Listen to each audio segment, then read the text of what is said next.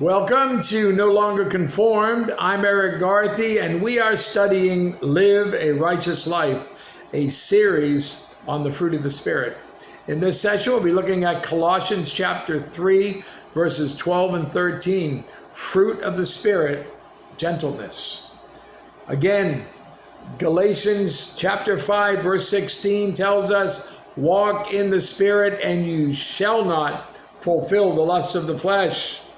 In Galatians chapter 5, verses 22 and 23, but the fruit of the Spirit is love, joy, peace, long-suffering, kindness, goodness, faithfulness, gentleness, self-control. And these are manifest when the Holy Spirit is in control of a Christian. Gentleness. The word here is better translated meekness. This characteristic and the next one, self-control, do not describe God. The Old Testament never describes God as being meek, and the New Testament only describes him with this characteristic when speaking of Jesus Christ, the Son of God. In his incarnation, Jesus was the perfect example of meekness. Imagery such as strength under control or power harnessed for service both describe meekness. It's a picture of a horse broken and bridled for use.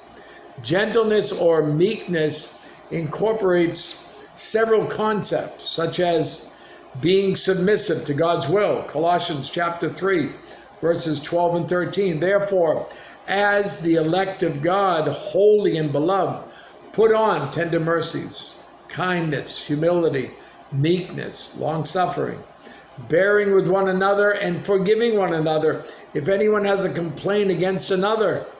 Even as Christ forgave you, so you also must do.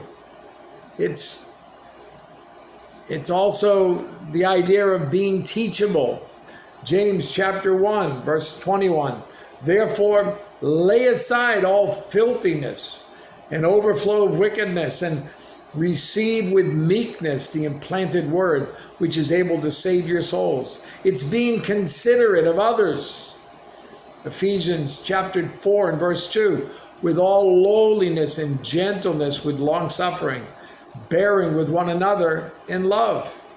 Notice for a moment the example of Jesus. Matthew 21, verse 12 and 13. Then Jesus went into the temple and drove out all those who bought and sold in the temple, and overturned the tables of the money changers and the seats of those who sold doves. And he said to them, it is written, my house shall be called a house of prayer, but you have made it a den of thieves. John chapter 8, verses 1 through 11. But Jesus went to the Mount of Olives. Now early in the morning he came again into the temple, and all the people came to him, and he sat down and taught them. Then the scribes and the Pharisees brought to him a woman caught in adultery. And when they had set her in the midst, they said to him, Teacher, this woman was caught in adultery in the very act. Now Moses in the law commanded us that such should be stoned. What do you say? They said this, testing him, that they might have something with which to accuse him. But Jesus stooped down and wrote on the ground with his finger, as though he did not hear. So when they continued asking him, he raised himself up and said to them, he who is without sin among you, let him throw a stone at her first. And again he stooped down and wrote on the ground. Then those who heard it, being convicted by their conscience, went out one by one, beginning with the oldest even to the last. And Jesus was left alone, and the woman standing in the midst.